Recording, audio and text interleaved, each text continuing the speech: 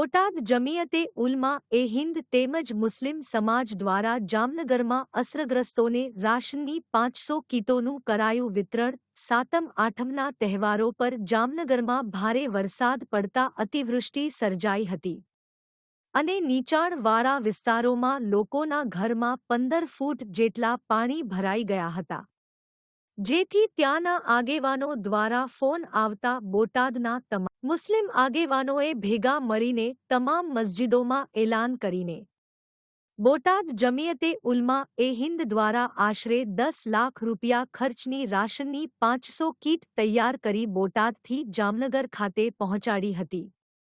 આ 500 કીટો તમામ જે તે જરૂરિયાત લોકોને કોઈપણ નાત જાતના ભેદભાવ વગર તમામ લોકોના ઘર સુધી આ રાશન કીટો પહોંચાડવામાં આવી હતી।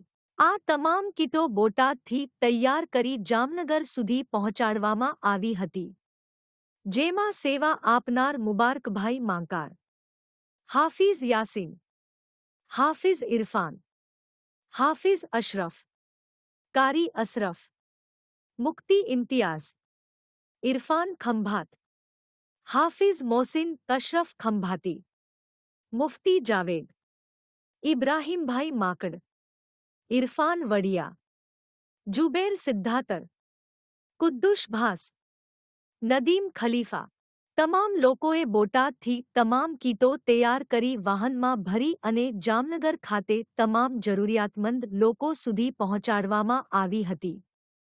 તમારું નામ શું છે?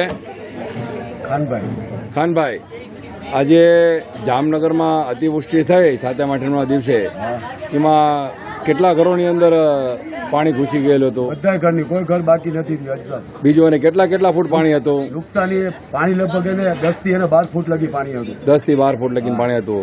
અને જે આ વિસ્તાર છે એ વિસ્તારનું નામ શું છે? રાજ સોસાયટી। રાજ સોસાયટી ક્યાં આવેલી છે? મોરમંડા રોડ, સનસિટી અને ગેટની સામે।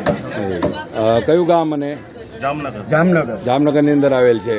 જ્યાં બોટાદથી આવ્યા હતા જમિયતે ઉલમા હિન્દવાળા, ત્યાં એ લોકોએ 105 કીટો આપી, અત્યારે તમે લીધી? તમે વિસ્તારવાળાને આપી?